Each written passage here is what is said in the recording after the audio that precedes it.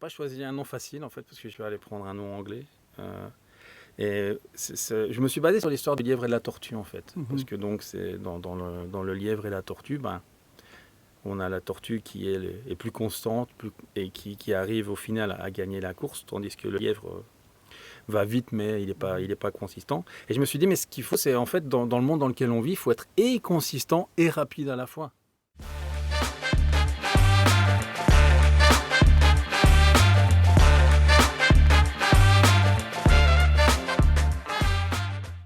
Et donc ça m'a vraiment beaucoup aidé à évoluer en fait en tant qu'humain en fait.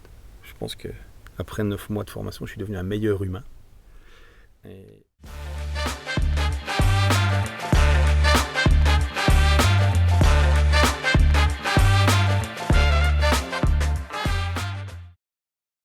Bienvenue pour un nouvel épisode de Meet the Transformers, le nouvel podcast de Transforma à travers lequel on vous parle des histoires entrepreneuriales inspirantes des membres de la communauté de Transforma. Transforma est un coworking basé à Zaventem et à Evere. Moi, je suis Federica. Aujourd'hui, je suis avec Anis. Nous sommes les animateurs de ce podcast. Bonjour. Et aujourd'hui, nous allons présenter Stéphane Huet, qui est le fondateur de Wazer Air et membre de Transforma. Bonjour. Si vous appréciez ces podcasts, n'hésitez pas à vous abonner, à le partager, à le liker et vous pouvez même laisser un message vocal. Donc, merci Stéphane d'être là aujourd'hui. Merci d'avoir accepté cette invitation pour ce nouveau projet que nous lançons. On commence avec une petite introduction. Voilà, qui es-tu? Qu'est-ce que tu fais de la vie? C'est quoi ton background? On te connaît un petit peu. Qui suis-je? Je m'appelle Stéphane, j'ai 47 ans, je suis informaticien de base, j'ai commencé quand j'avais 11 ans, ça fait 36 ans maintenant. Je suis vraiment tombé dans la marmite quand j'étais tout petit.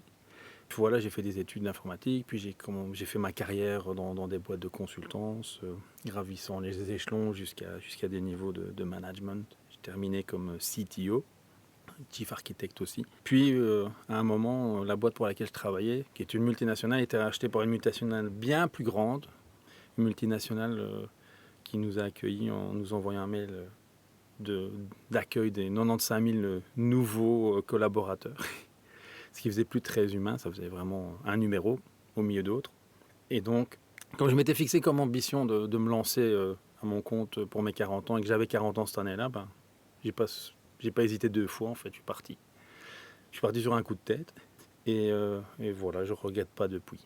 Avant ça, ce qui était intéressant quand même, c'est que j'ai quand même pas mal pivoté dans ma vision du métier parce que j'ai commencé comme informaticien, puis je me suis rendu compte que l'informatique, c'est surtout une histoire d'humain et c'est surtout aider les gens à collaborer entre eux, à travailler ensemble plutôt que de résoudre des problèmes techniques parce que les problèmes techniques, honnêtement, c'est souvent ce qu'il y a le plus facile. Et donc j'ai pivoté, je me suis lancé plus dans le leadership, dans la transformation, agile. J'ai vraiment beaucoup travaillé sur moi-même aussi, ça on peut en reparler, du travail sur soi-même. Voilà, et c'était il y a 20 ans maintenant déjà. Donc, c'était le début de la vague agile à l'époque. Exactement, parce que le manifeste agile a été écrit en 2001. Et moi je suis tombé sur un livre en 2002 qui s'appelait Extreme Programming, Explain, de Ken Beck, qui est un des signataires du manifeste agile. Et je me suis dit, waouh! C'est génial. Pourquoi tu penses que c'est si génial que ça? C'est quoi le déclic, justement? Parce que quand tu travailles dans les grosses boîtes, souvent on travaille avec des forfaits. Et donc c'était vraiment des contrats forfaitaires où on te dit voilà quelques pages d'un call for tender et tu dois remettre une offre fixed price, fixed date. Ce qui n'a aucun sens en fait parce qu'il y a tellement d'inconnus dans tout ce qu'on fait que ça n'a aucun sens de remettre ce genre de choses. Et donc l'agilité, c'est surtout se dire ok, mais quelle est la valeur que je peux fournir en un minimum de temps et continuellement amener de la valeur, fournir quelque chose d'utilisable de manière à converger vers ce qui a du sens plutôt que ce qu'on avait imaginé au début, parce que souvent ça change en fait. Ce qu'on a en tête au début, c'est pas ce qui se passe à la fin. Et donc là, ça m'a vraiment parlé. Et puis c'est Extreme Programming est plus le côté technique de l'agilité. Et comme j'étais surtout architecte et leader technique, ça me parlait beaucoup en fait à ce moment-là. Toutes ces pratiques qui maintenant sont devenues la norme, mais à ce moment-là, c'était totalement nouveau, quoi. Quand tu as eu ce déclic-là et t'es lancé à ton compte, qu'est-ce que tu as fait? C'est quoi le projet sur lequel tu as basculé? En fait, je me suis lancé vraiment comme indépendant immédiatement. Et j'ai eu une opportunité de devenir product manager chez une banque belge en fait. Et j'ai pu reprendre le lancement et faire évoluer le premier crédit en ligne en Belgique en fait. C'était une super expérience, c'était super cool parce que ça me permettait vraiment de basculer du côté du métier. Et vraiment, j'ai pu travailler de ce point de vue-là sur quelque chose qui m'a vraiment frappé, c'est que effectivement, on arrive souvent, même quand on est dans le business, du côté du client, euh, à faire ce qu'on appelle des feature factories en fait. C'est plutôt, on dit, ouais, on va rajouter une fonctionnalité, puis une autre, plutôt que de se focaliser sur, ouais, mais attends, on répond à quel besoin, on fait C'est quoi quoi le scope ouais. Ouais, ça sert à quoi? Qu'est-ce qu'on résout comme problème pour les gens en fait? Et ça, c'était vraiment, vraiment super intéressant. Et ça m'a permis de travailler un peu mon offre et mon approche en fait, qui évolue toujours des années après. Mais ça m'a vraiment permis de recadrer un peu et de me dire, ouais, mais c'est là que je veux me focaliser en fait. C'est vraiment sur avoir des équipes qui s'amusent pour fournir de la qualité des produits qui servent à des gens, quoi. Et le nom de ta société, So Wiser Hair, est-ce que c'est aussi basé sur cette approche? C'est vraiment... Ouais, le nom, j'ai pas choisi un nom facile en fait, parce que je vais aller prendre un nom anglais. Je me suis basé sur l'histoire du lièvre et de la tortue en fait. Parce que donc c'est dans le lièvre et la tortue, ben, on a la tortue qui est plus constante et qui arrive au final à gagner la course, tandis que le lièvre va vite mais il est pas consistant. Et je me suis dit, mais ce qu'il faut, c'est en fait dans le monde dans lequel on vit, il faut être et consistant et rapide à la fois. Génial. Et donc c'est essayer de concilier les deux. Et c'est pour ça qu'être agile, c'est bien, parce que ça permet de se focaliser et d'avancer rapidement tout en étant consistant et constant. D'où le nom de la boîte. C'est chouette Super, comme oui. histoire pour trouver. Franchement, bravo. Merci. Par contre, c'est imprononçable. Oui, sûrement que je ne l'ai pas prononcé de la bonne façon. Wiser Hair. Voilà, Ouais. nous avons traduction anglaise simultanée. Non, c'est top. C'est top. À Transforma, tu vois le couloir en bas qui mène vers le Fab Lab, il y a une citation du livre de la tortue. Ah, je l'ai même pas encore vue celle-là. Et il ne sert à rien de courir, il faut partir à point. Il faut partir à point. Et c'est signé la tortue. Très bien. C'est génial si la tortue était plus rapide. C'est ça, si tu réfléchis à comment toi tu as réfléchi, tu dis est-ce que c'est plus facile de rendre le lièvre plus sage ou la tortue plus rapide? Ouais. Il faut se poser la question. C'est une bonne question, oui. Qu'est-ce que tu en penses? Tu penses que Ah, moi, je évidemment pense que c'est le lièvre. C'est plus facile de rendre le lièvre plus sage. Sinon tu peux utiliser la technologie pour rendre Voilà. la tortue plus rapide. Voilà. Il y a une des phrases dans le manifeste agile, un des principes qui moi, est un de ceux qui me parle le plus, qui est la simplicité, c'est l'art de maximiser les choses qu'on ne fait pas, qu'on ne doit pas faire. Et donc, si on fait les choses simplement, ben, on fait moins. Et donc, on ne perd pas de temps. Intéressant. Oui, moi j'étais m'informer un peu sur le manifesto du développement de software, parce que je ne le connaissais bien évidemment pas, n'étant pas mon domaine principal, mais j'ai trouvé ça très intéressant. C'est ne pas que concentrer sur l'informatique, et c'est vraiment l'humain qui prime dessus, c'est assez sympa. Tu peux l'écrire comme une équation. People over process. C'est tout. Et c'est quoi donc moi je connais de l'agile, bon, je connais pas, je suis pas un spécialiste, mais je sais que c'est en sprint, se voir au début de semaine, donc chacun donne un peu ses priorités, sur quoi il va travailler, ainsi de suite, on règle les soucis de collaboration le lundi, puis tu as toute la semaine pour faire le sprint, et donc c'est manger l'éléphant par petits bouts, quelque part par petits steaks, c'est ça, hein? Ouais. Et il y a même différentes choses. On n'est pas obligé. Là, tu mentionnais les sprints. Ça, c'est une notion qui vient de Scrum, qui est vraiment ce qui a vraiment rendu très populaire l'agilité, en fait. Mais on peut être agile sans travailler en time box, en fait. En sprint, on peut travailler de manière continue, tout en limitant ce qu'on fait et priorisant, ce qu'on appelle Kanban, en fait. C'est aussi une méthode très, très commune.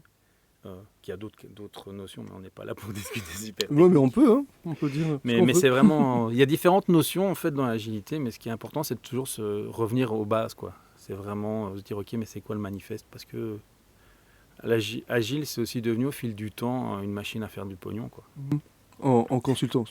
Ouais. En consultant, c'est en certification. Hein. Grandes écoles qui vendent leur certification. Et il y a Ça, il y a Scrum. il y a Scrum, et Scrum, tu as deux écoles. Tu as Scrum.org, tu as Scrum Alliance, qui, voilà, chacun essaie de vendre leur propre certification. Tu as Safe, qui est le gros ogre qui avale un peu tout. C'est un peu comme le blob, là, tu vois, dans les vieux films de série Z, qui arrive et qui avale tout, et qui grossit de plus en plus. Donc voilà.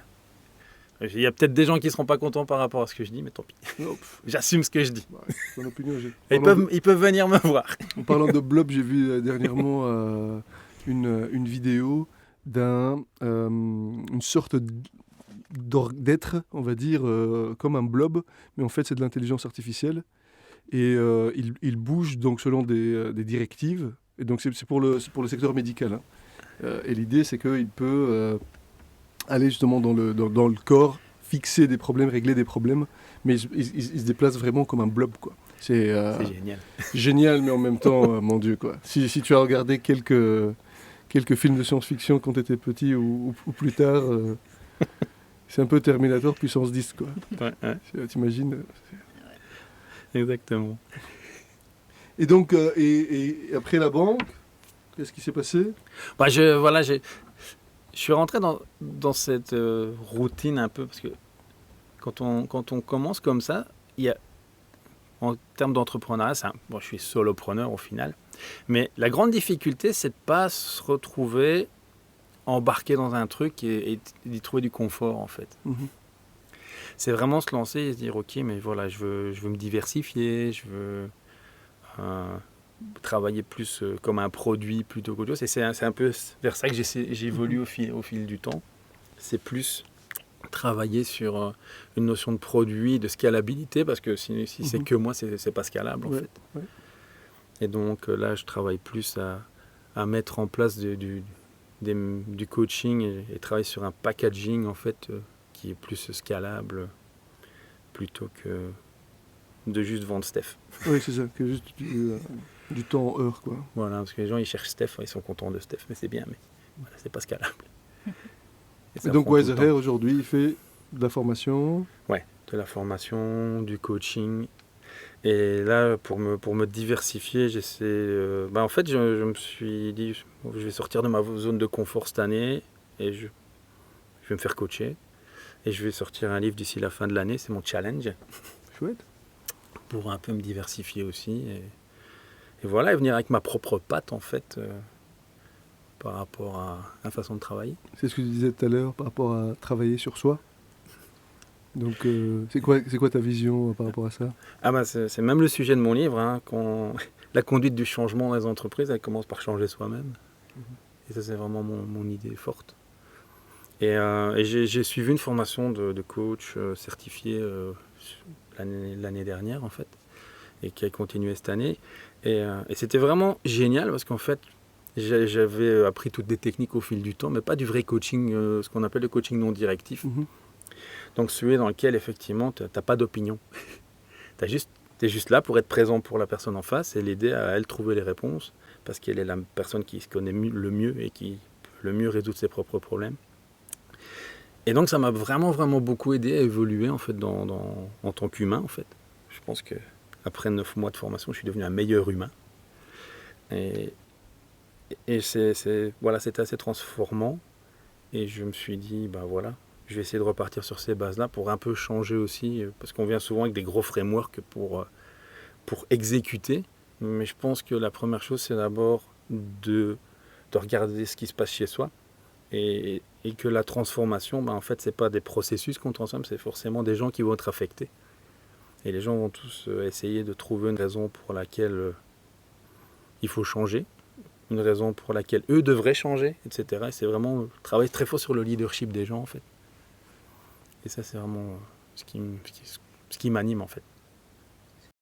Avant la formation que tu as pris, est-ce que tu avais aussi des petits changements personnels que tu as mis en place avant de prendre le grand changement d'entreprendre la formation? Il y en a beaucoup, en fait. Comme je disais, je suis un peu un repenti.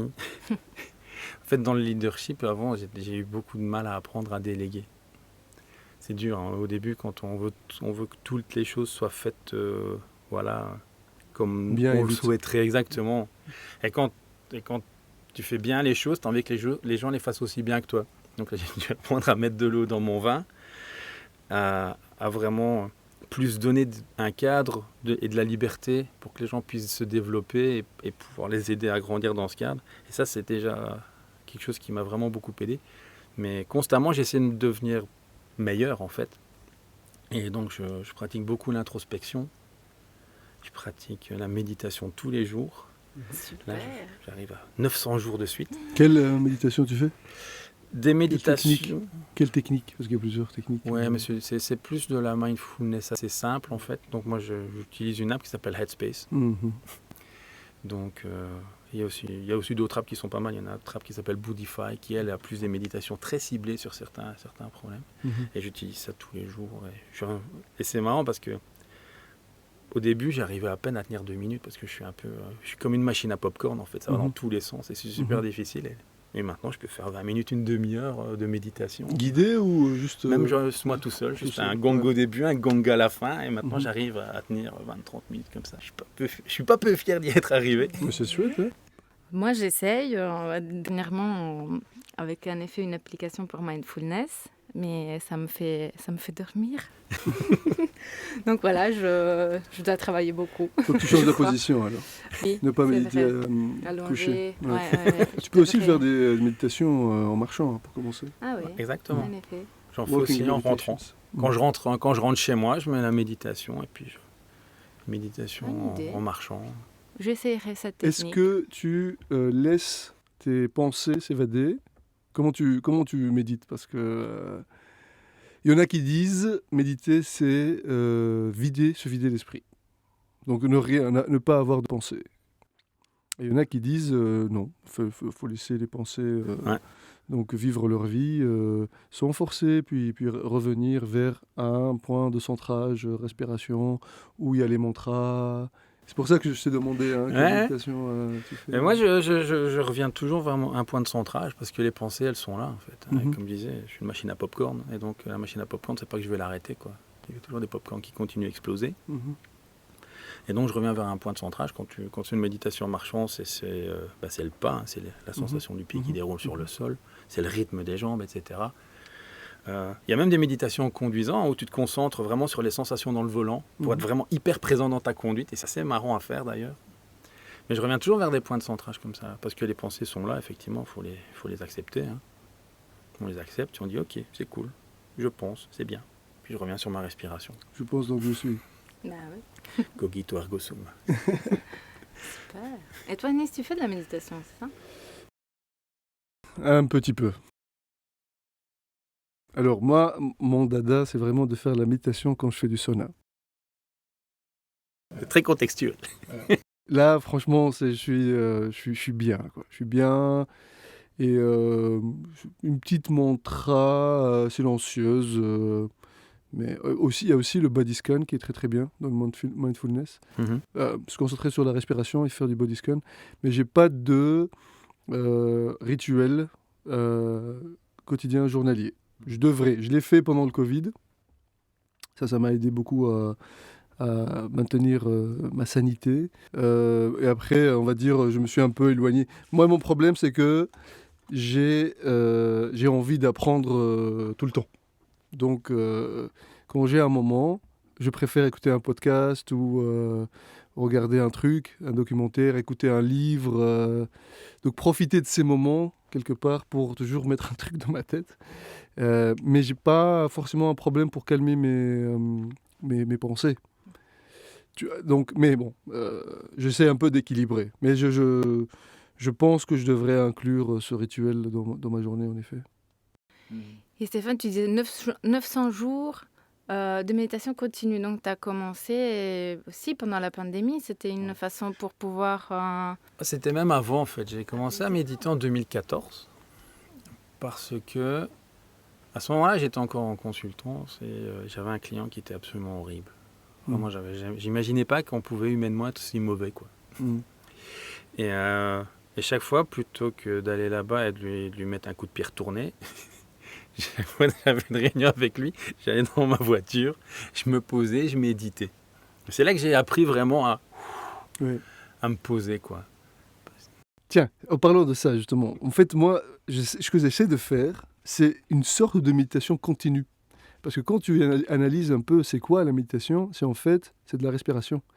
Et l'objectif, c'est d'atteindre une cohérence, donc en anglais, c'est brain-heart coherence. C'est lorsque on va dire, tu respires par le cœur, et tu respires une respiration profonde qui va jusqu'au fond, on va dire, du ventre, respirer par le nez.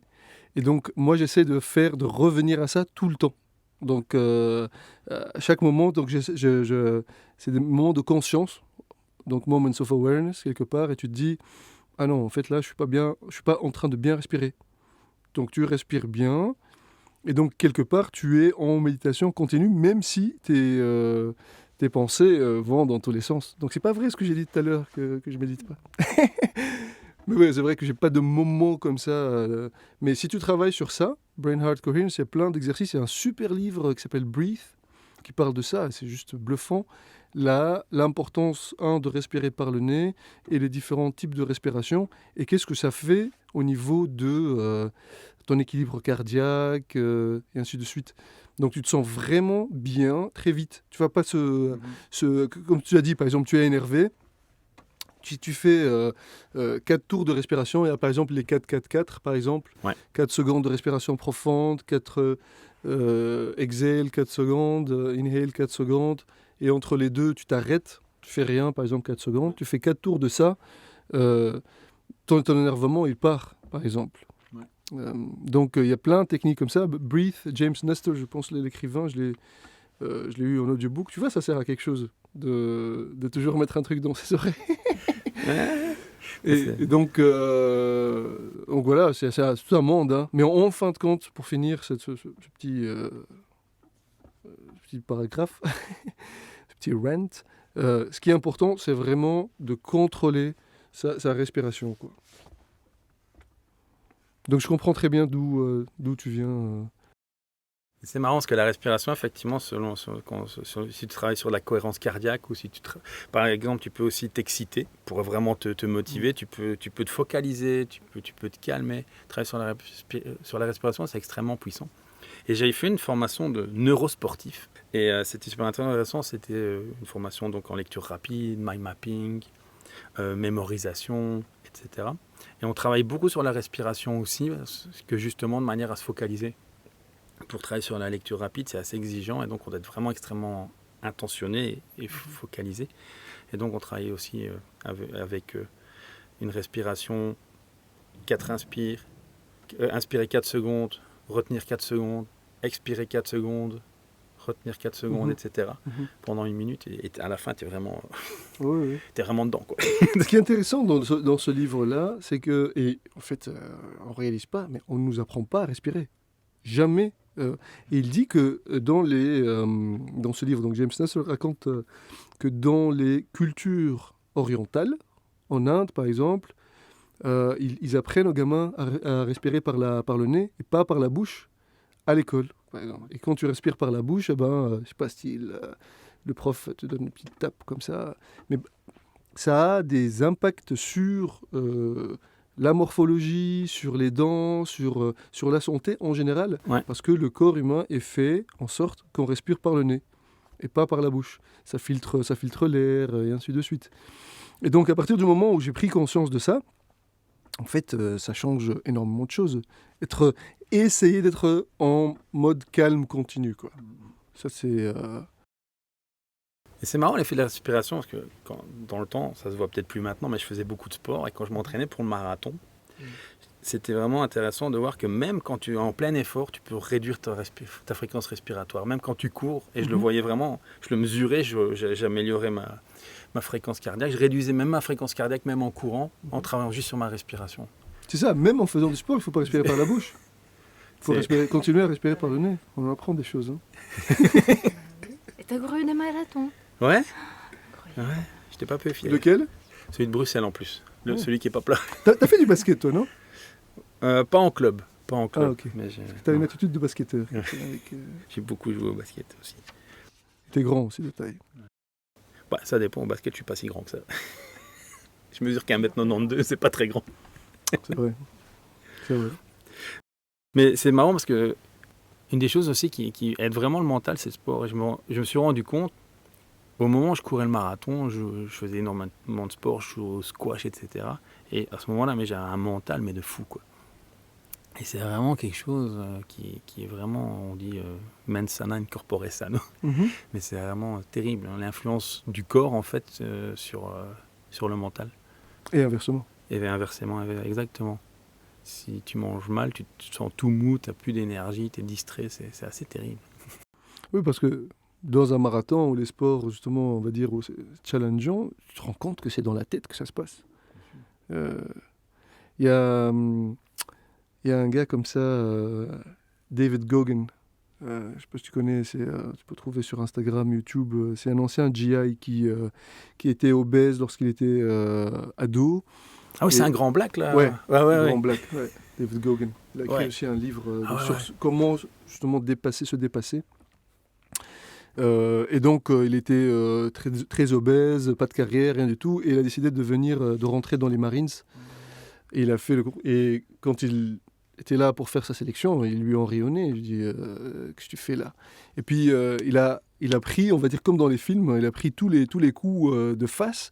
Et il a réussi, justement, il a compris comment se surpasser. Et c'est devenu une machine de guerre, le gars.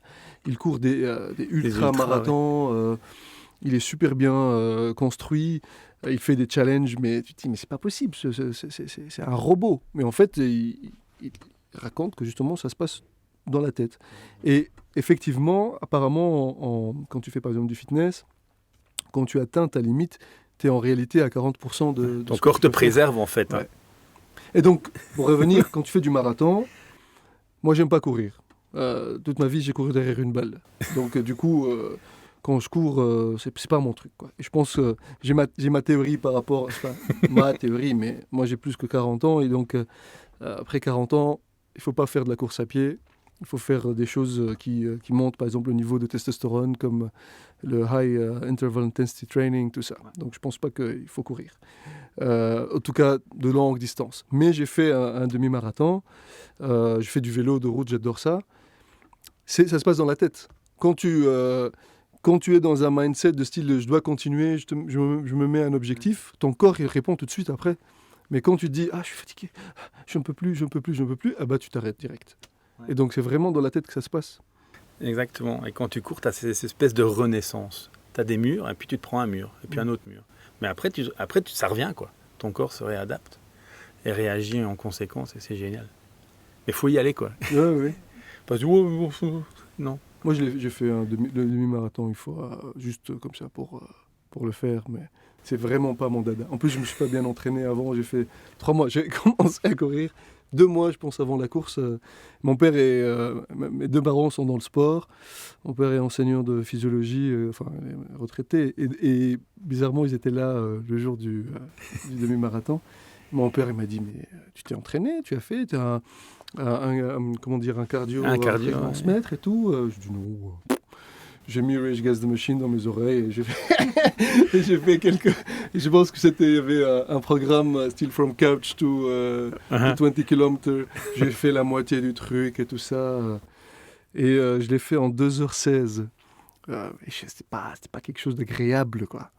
Mais bon, c'est une question d'entraînement. Si je m'étais entraîné, si j'étais vraiment dans le mood, on va dire, il y a des gens qui adorent. Et donc, j'ai un ami qui a fait la même chose la même année. Lui, il était, comment dire, pas choqué, mais vraiment limite énervé par son temps. Et il a commencé à faire des Ironman après. Je veux dire, il est passé de « je ne cours jamais », on jouait au basket ensemble, « je ne cours jamais, je cours que derrière une balle à faire des Ironman ». Et tu te dis « mais waouh, telle transformation ». C'était le déclic, hein. Ouais. C'est marrant parce que je connais un gars comme ça. Il a décidé d'arrêter de fumer et puis il s'est mis à courir pour perdre un peu de poids. Et il a couru, il court des ultras, il a couru la Dodentocht. Oh là là. Le mec, il part de rien, genre, mais en fait je cours bien. Et puis il court ce que les gens ont du mal à marcher, quoi. Ouais. Et je suis très sceptique par rapport à ça, hein, en termes de blessures, tout ça. Après un certain âge, je ne suis pas très favorable à tous tous ces, on va dire, ces ultra challenges. Mais bon, les gens font ce qu'ils veulent et s'ils savent se préserver, c'est mieux. Mais c'est intéressant parce que quand j'ai couru le marathon, la personne qui guidait le rythme de 4 heures, qui était celui que moi je ciblais, je crois que la personne elle devait avoir 60 balais, quoi. Et il courait vraiment à un rythme extrêmement constant sur les 42 bornes, quoi. C'est incroyable. Et les articulations, c'est quand même assez violent sur les articulations. Ouais, c'est marrant, il y a différentes Autant, écoles. tel Hein. âge, Parce qu'il y en a qui disent que justement le fait de courir, ça permet au cartilage de se renouveler. ouais. Il y en a d'autres qui disent que non. Comme quoi, dans tout, il y a plein d'écoles. Il y a des divergences d'opinion. Peut-être que ça marche pas pour tout le monde. Ouais, c'est vrai, voilà. c'est vrai, Mais il y en en a effet. qui, en effet, trouvent la longévité aussi grâce à la course, le sport et tout. Et d'autres qui ils se blessent, ça va pas. Hein. Moi, je serais de la deuxième partie, à mon avis. Et c'est comme ça que tu gardes ton énergie parce qu'il y a une variable qu'on oublie toujours dans l'entrepreneuriat, en tout cas, ou le solo-entrepreneuriat. Hein, c'est aussi une forme d'entrepreneuriat très intéressante parce qu'il faut se gérer soi-même. Il faut ne pas entrer dans l'oisiveté et avoir des objectifs tout le temps. Et donc l'énergie, c'est une variable qu'on omet souvent. Toi, comment tu gardes ton énergie up, on va dire, et te mettre des challenges, ainsi de suite. Bah, déjà, il y a la méditation, ça on en a parlé. Une autre chose que je fais plus suffisamment de sport, et ça c'est une chose, j'en suis conscient, qui pour moi me donne beaucoup d'énergie. Par contre, j'essaie quand même de marcher tous les jours. Tous les jours, je vais à pied. Voilà, j'habite Moi, Evere. à chaque fois que je te vois en train de marcher. Je suis à pied. Evere, Donc j'aime bien. Et puis c'est méditatif aussi. Marcher c'est très méditatif, donc on peut, voilà. Et j'ai souvent des idées, donc toujours de quoi noter aussi. Parce qu'il y a plein d'idées qui viennent en marchant. Et ça me donne de l'énergie de marcher. Vraiment, même sans but en fait. C'est vraiment, ça me fait du bien. Et il y a aussi une chose, en fait, je me suis rendu compte, dans le temps, je bossais comme une brute. Et c'est aussi une anecdotique, mais quand je travaillais, j'ai travaillé en Allemagne, en fait. Et quand tu travailles comme expat, comme ça, en mission, souvent, tu bosses comme une brute, en fait. Et comme c'était en plus pour redresser un projet qui était très mal barré, j'ai empilé les nuits blanches et les heures. Et j'étais tout fier à ce moment-là d'avoir dit, ouais, j'avais travaillé 99 heures en 5 jours. waouh. Et après, mon corps, il m'a dit, mais t'es un con. Et puis le médecin m'a dit, si tu continues à ce rythme-là, à 40 ans, t'es en réanimation, quoi. Et c'était en 2002, donc j'avais 27 ans. Et j'ai dit non. Et donc depuis, j'ai pris la grande résolution de plus bosser comme un taré. Et d'être plus attentif quand même à ça. Et de dormir aussi. Parce que les nuits que tu perds, tu les récupères jamais.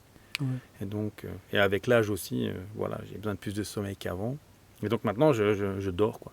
Ouais. Voilà, je dors. Mais je respecte ça. Ça, c'est une chose aussi qui fait que j'ai une constance dans l'énergie que j'ai, quoi. Mhm. C'est très important, hein, cette variable-là, de dormir. Ouais. Et tu as souvent les mêmes horaires? Tu es assez habitué? Parce que ça aussi, c'est important pour le Ouais. corps.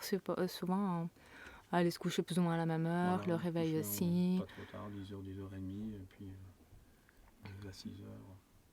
Tu marches jusque-là, hein, c'est bien, Voilà. parfait. C'est marrant parce que je voyais, je sais pas, un article sur Mark Wahlberg, l'acteur. Ouais. Je sais pas, là, apparemment, je sais pas s'il est en train de redevenir aussi entraîné que quand il a joué dans No Pain No Gain avec Dwayne Johnson. Mais je voyais que sa routine, c'est se lever à 2h30 du matin, aller à la gym, etc. Et puis il va se coucher à 7h du soir. Ouais. Il y a des théories par rapport à ça. C'est hein. c'est aussi c'est des drôles, c'est des rythmes un Ouais. peu asociaux, je dirais, mais c'est intéressant aussi. Moi, je suis pas favorable à ça. Je ferai pas ça, en tout cas. Moi non plus. Mais bon, il y en a qui disent, il y en a même qui disent que se réveiller par rapport aux ondes des cerveaux, Ouais, tout ça, se réveiller en plein milieu de la nuit, méditer à ce moment-là, c'est là où il y a le plus, on va dire, de bienfaits, parce que ton cerveau, il est sur une onde spécifique du sommeil, je ne l'ai pas devant moi là, une onde spécifique du sommeil qui est très favorable à la méditation, justement.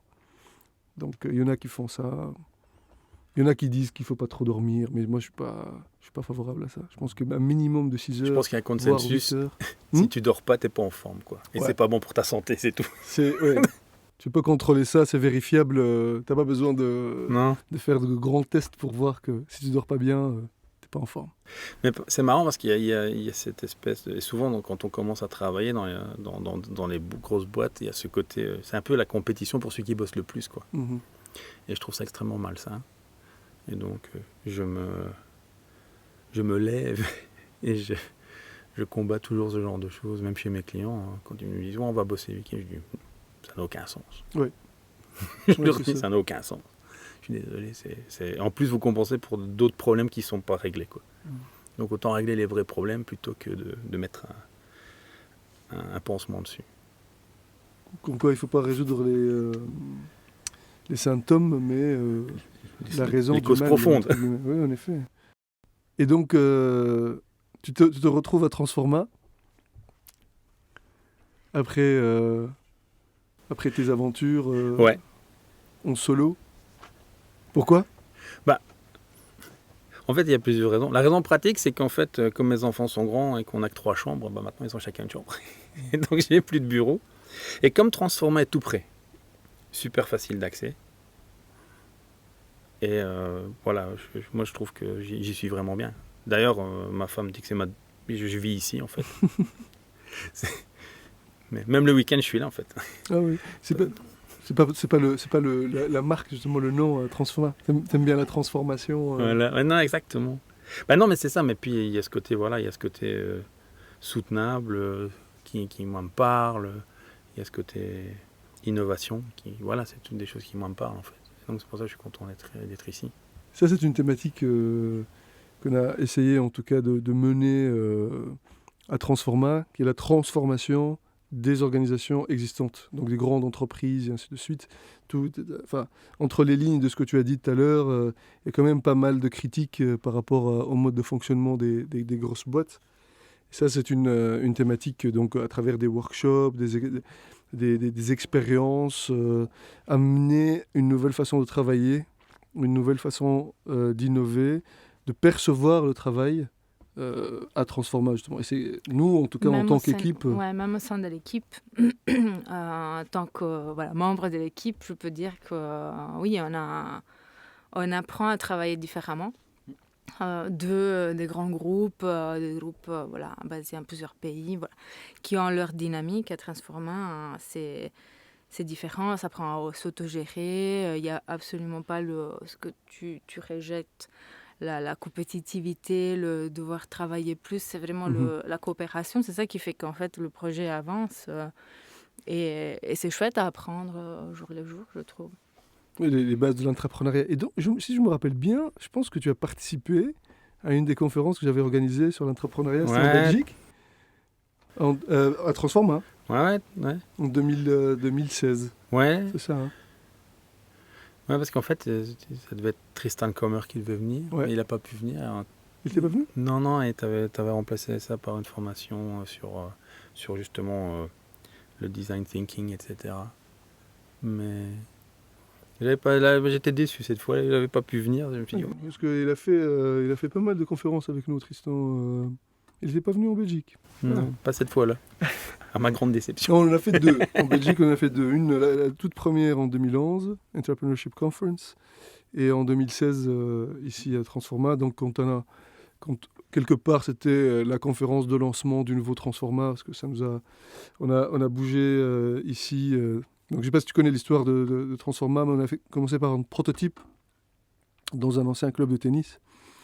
Et après, on a déménagé à Evere. Et c'était un bâtiment complètement classique, très mal pensé par une multinationale, justement. Et on a dû tout réinventer en termes d'espace, occupation d'espace, et partir de l'usabilité des salles pour créer des espaces inspirants, quelque part.